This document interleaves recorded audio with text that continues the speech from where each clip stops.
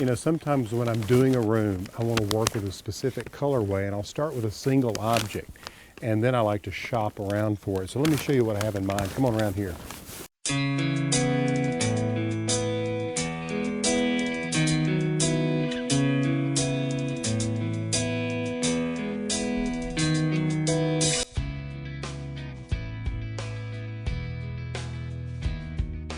This is for one of the bedrooms in the little cottage that we're working on, and I found this quilt. It's not old, it's just it's not even vintage, but I found it in the secondhand store, and it was like, I don't know, 40 bucks.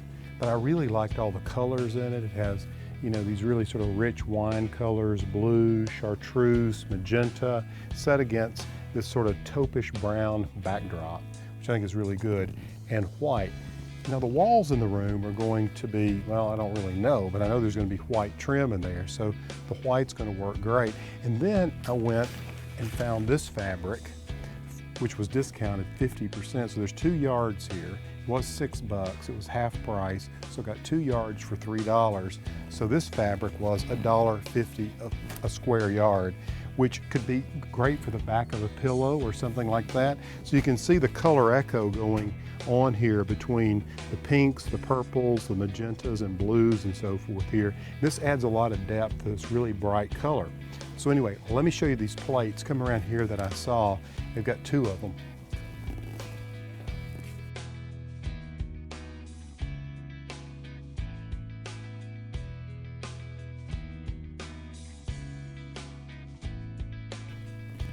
So about a week ago, I was in here. When I walked in the front door, there was this rack of plates, and I saw these 2 purple transferware English plates. And I thought the color was so unique. And with what I'm trying to do with that room, I thought, you know, these could look really good hanging on the wall. So I checked them out, and this is actually called British Scenery. And let me get one of these plates here where you can look. I'm just going to take the tag off so you can see the scenery. So you've got this bucolic scene, and what I like about it is the sheep are actually the negative, so you actually don't get any ink there. It's just the white ironstone or the white ceramic showing through. It's got this beautiful grape and wheat motif all the way around the edge. Now transferware is really interesting. It first appears about 1820 in England, and it's based on these copper plate engravings, and we've all seen them, where you get a copper plate engraving with really fine lines, and often they're hand colored. Well, what they would do here is they just take that same copper plate and make an imprint on tissue with the ink, and then the tissue would be transferred to the plate itself.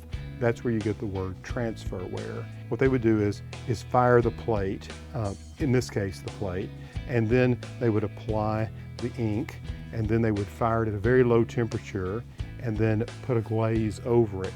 And sometimes they would actually do the transferware on top of the glaze, but what you want, the ones that last the longest, are when the ink goes down and then a glaze goes on top of that.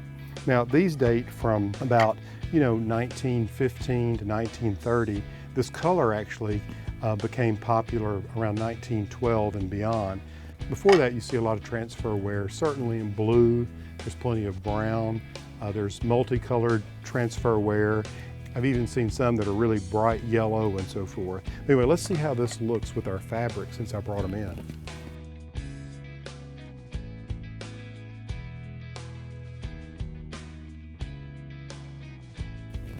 So with these fabrics, you can see now why these purple plates really caught my attention.